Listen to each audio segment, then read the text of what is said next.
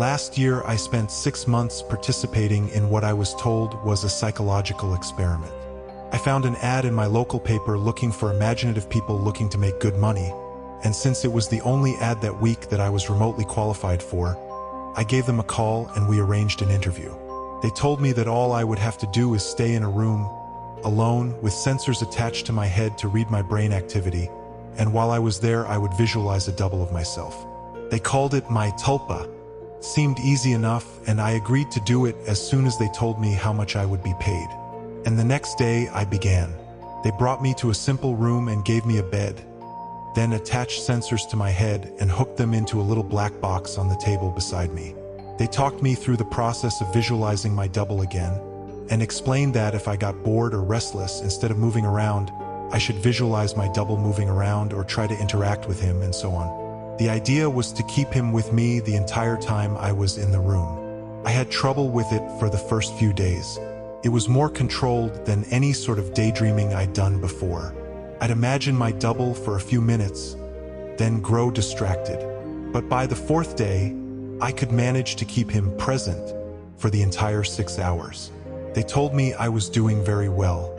The second week, they gave me a different room with wall-mounted speakers. They told me they wanted to see if I could still keep the Tulpa with me in spite of distracting stimuli. The music was discordant, ugly, and unsettling, and it made the process a little more difficult, but I managed nonetheless. The next week, they played even more unsettling music, punctuated with shrieks, feedback loops, what sounded like an old-school modem dialing up, and guttural voices speaking some foreign language. I just laughed it off. I was a pro by then. After about a month, I started to get bored. To liven things up, I started interacting with my doppelganger. We'd have conversations or play rock, paper, scissors, or I'd imagine him juggling or breakdancing or whatever caught my fancy. I asked the researchers if my foolishness would adversely affect their study, but they encouraged me.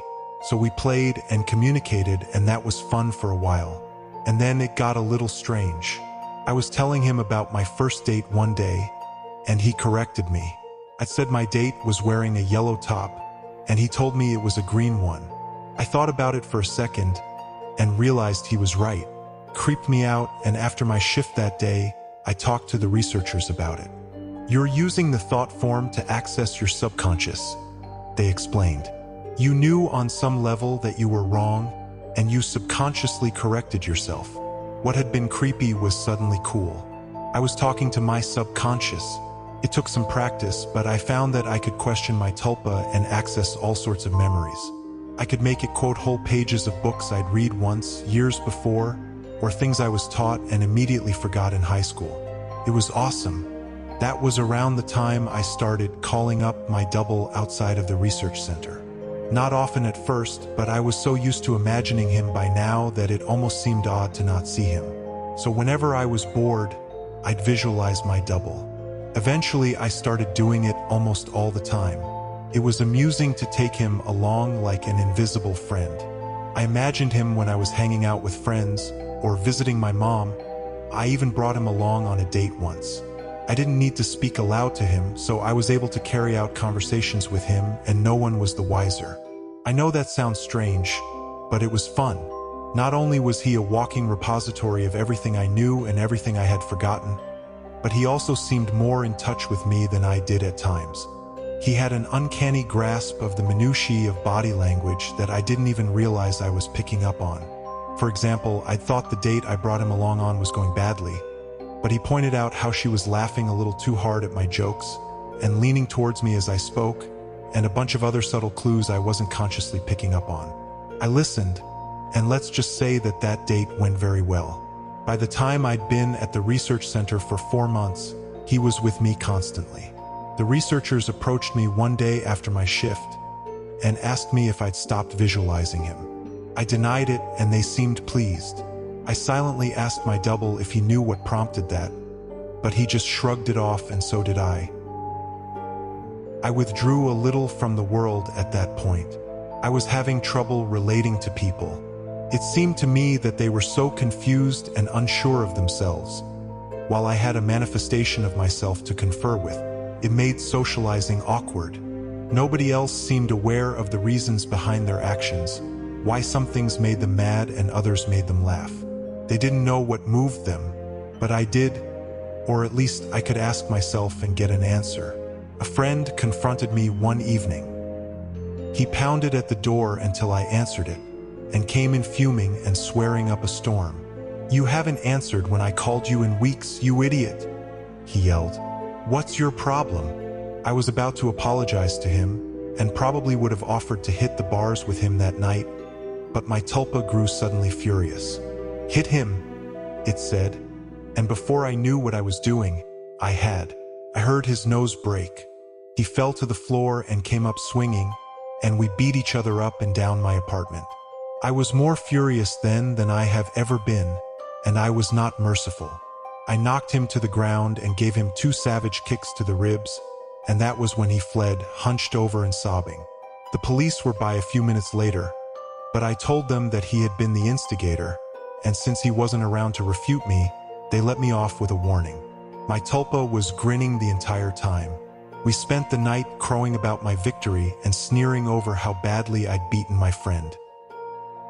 It wasn't until the next morning, when I was checking out my black eye and cut lip in the mirror, that I remembered what had set me off.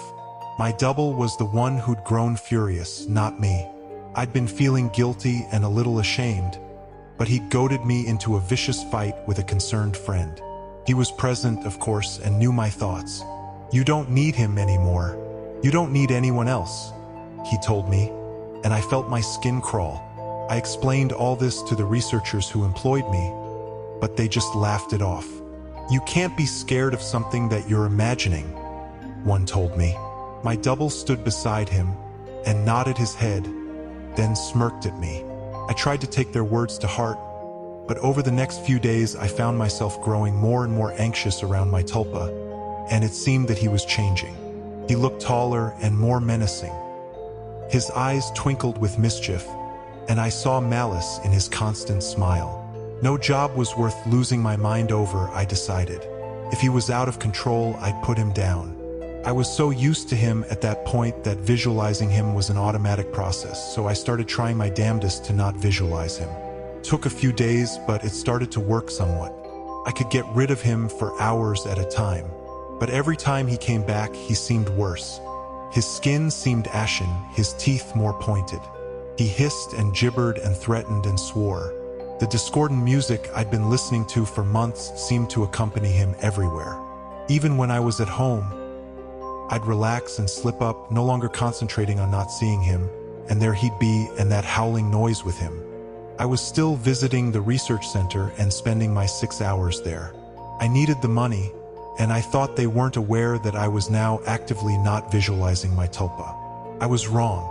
After my shift one day, about 5.5 months in, 2 impressively men grabbed and restrained me, and someone in a lab coat jabbed a hypodermic needle into me. I woke up from my stupor back in the room, strapped into the bed, music blaring, with my doppelganger standing over me cackling. He hardly looked human anymore. His features were twisted. His eyes were sunken in their sockets and filmed over like a corpse's. He was much taller than me, but hunched over. His hands were twisted, and the fingernails were like talons. He was, in short, freaking terrifying. I tried to will him away, but I just couldn't seem to concentrate. He giggled and tapped the IV in my arm. I thrashed in my restraints as best I could, but could hardly move at all. "They're pumping you full of the good shit, I think. How's the mind? All fuzzy?" He leaned closer and closer as he spoke. I gagged. His breath smelled like spoiled meat. I tried to focus, but couldn't banish him. The next few weeks were terrible. Every so often, someone in a doctor's coat would come in and inject me with something, or force-feed me a pill. They kept me dizzy and unfocused, and sometimes left me hallucinating or delusional. My thought form was still present, constantly mocking. He interacted with, or perhaps caused, my delusions. I hallucinated that my mother was there, scolding me, and then he cut her throat and her blood showered me. It was so real that I could taste it. The doctors never spoke to me. I begged at times, screamed, hurled invectives, demanded answers. They never spoke to me. They may have talked to my Tulpa, my personal monster. I'm not sure. I was so doped and confused that it may have just been more delusion, but I remember them talking with him.